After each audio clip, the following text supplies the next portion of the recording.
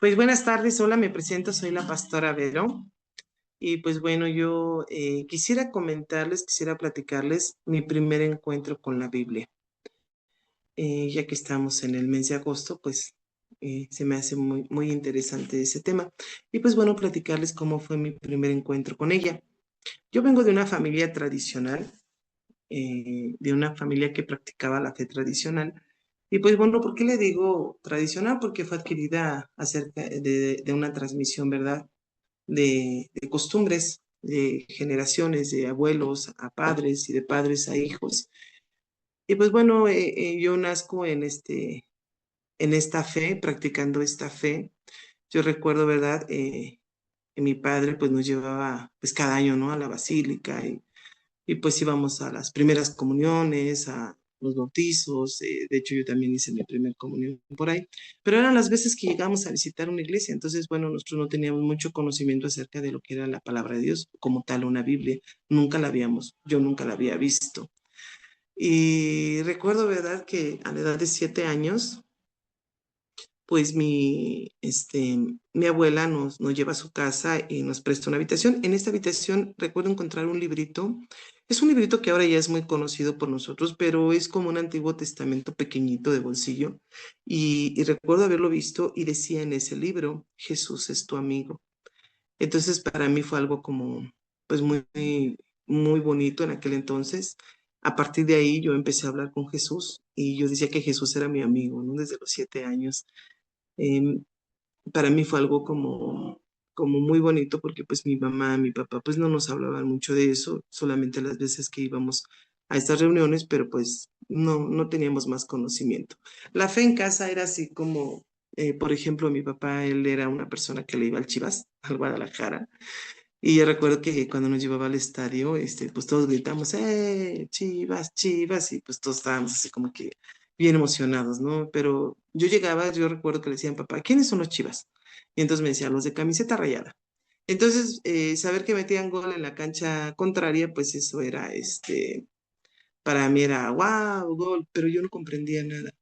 Algo así pasaba en la casa con la fe, porque mis papás estaban igual, o sea, yo no tenían un conocimiento muy amplio. Después de este encuentro que tuve a los 7 años, recuerdo mi padre era taxista y en una ocasión le dejaron una Biblia olvidada. Yo en mi vida había visto una Biblia, pero recuerdo que llegó a casa y la puso sobre la sala, ¿no? Y dijo, pues me dejaron este libro, yo no sé si pensaban tirarlo o qué iban a hacer, pero Dios tenía otros planes.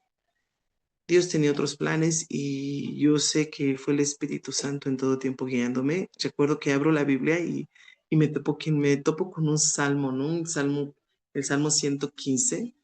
Y recuerdo que fue así como, ¿qué es esto, no? Porque iba todo contrario a lo que, pues a la tradición que a mí me habían enseñado. Y recuerdo que yo fui y hice una cita con el representante, ¿verdad?, de esta iglesia, quien me atendió y su explicación la recuerdo muy bien, que me dijo, mira, es que esto se refiere a cuando el pueblo de Israel sale de Egipto y pues bueno, entra en persecución del lado de Faraón y en su desesperación ellos hacen unos becerros de oro. Pero esto despertó más mi duda y más mi inquietud porque pues yo empecé a leer, ¿verdad? Empecé a leer y dije, no, a ver, aquí dice que tiene manos y no palpan, ¿no? Tienen boca y no hablan, tienen pies y no andan, eso no hace un becerro.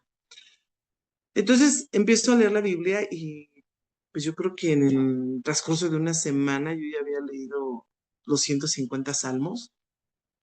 Me atrapó, la Biblia me atrapó, Dios abrió mi entendimiento en grande manera y empiezo a leer este Nuevo Testamento, me voy a las cartas y me enamoré a través de Dios, a través de la palabra logro encontrar a Dios, me logré conocer su verdad, me logro acercar a los pies de Cristo.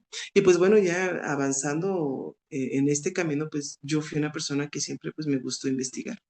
Me gustaba saber en qué creía o por qué era, ¿no? Una vez que adquirí entendimiento y conocimiento, empecé a investigar y me encuentro que la Biblia pues era un libro tan antiguo que tenía aproximadamente 3.400 años que había sido empezado a escribir y pues yo decía, wow, ¿no? ¿Cómo es posible que un libro tan antiguo pueda ser tan actual al día de hoy? Porque pues hay libros que tú puedes leer de 100, 200 años atrás y pues no se actualizan a las ideas del día de hoy. Yo recuerdo a mi hermano que ya esté con el Señor descansando. Recuerdo que él tenía un libro, ¿no? Que decía, ¿cómo conquistar a una chica?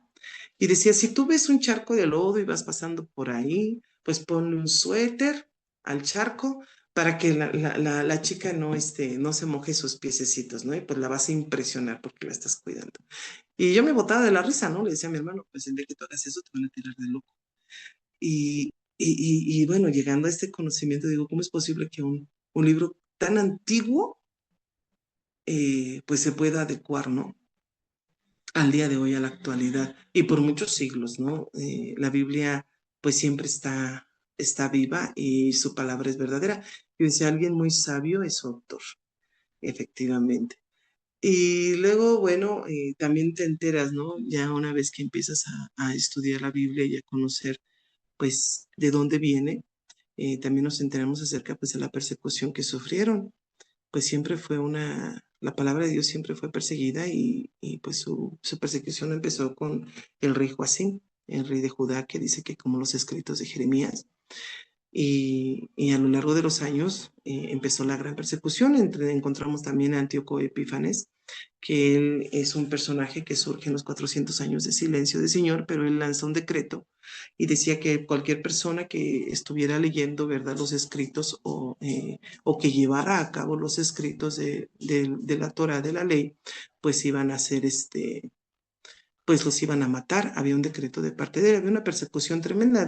Años después también surge el emperador romano Diocleciano, en el año 303, ¿verdad? Lanzó un decreto en donde dice que destruyeran las iglesias cristianas y pues que también quemaran en la plaza montañas de Biblias. O sea, la Biblia siempre fue perseguida, siempre fue muerta la gente que la leía hasta en la actualidad, pues vemos ahí, ¿verdad? En Corea del Norte, en China, en los países musulmanos y en muchos lugares todavía en lo que persiguen a las personas que leen la Biblia y los matan.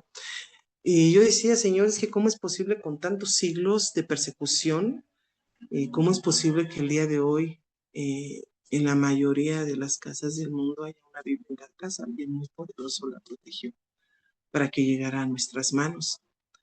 Y me doy cuenta, ¿verdad?, del gran valor de la Biblia, que es el libro más impreso, que más traducciones tiene, que ha traspasado tantas fronteras, el libro más leído, que ha transformado más vidas. Es un libro que abrimos y que tiene palabra viva. Eh, es un libro que aún la arqueología tiene que reconocer, ¿verdad? Que lo que dice es verdad, que es cierto que existen estos lugares que están nombrados en ella. Es un libro que a mí en lo personal me transformó y hay una anécdota un dato que encontré en el libro. El libro se llama El libro siempre nuevo y quisiera leerles este párrafo. Me encantó, de José Silva Delgado, es este libro. Y habla acerca de un filósofo francés llamado Voltaire. Y dice, ¿verdad?, que él afirmó que en 100 años más se extinguiría el cristianismo y que si se hallara una Biblia sería solo como una pieza de museo. Pero solo a 50 años de su muerte, su misma casa era el depósito de una sociedad bíblica y en su propia imprenta se imprimían centenares de Biblias. Él muere en el 1778, hermanos. Bien podríamos aplicar a todos los enemigos de la Biblia esta paráfrasis del consejo de Gamaliel. Apartaos de este libro y dejadlo, porque si esta obra es de los hombres, se desvanecerá, mas si es de Dios, no la podráis destruir, no seas tal vez hallados luchando contra Dios. Y así es, la Biblia es la palabra de Dios. Y bueno, es corto lo que quería compartirles, pero es parte de mi testimonio, de mi vida, de cómo fue mi primer encuentro con la palabra de Dios. Y bueno, al día de hoy tengo 52 años y desde los 15 años ha acompañado mi camino. En los momentos más críticos, más difíciles, puedo decir que fue la palabra de Dios la que me sostuvo, la que me levantó la que me ayudó a salir de tantas situaciones y crisis que atravesé en mi vida y que el día de hoy, ¿verdad?, me tiene sirviendo a Dios. Y la palabra de Dios es viva, es eficaz y dice la palabra, la misma palabra dice que es más cortante que una espada de doble filo. Y pues bueno, Dios los bendiga. Este es mi testimonio.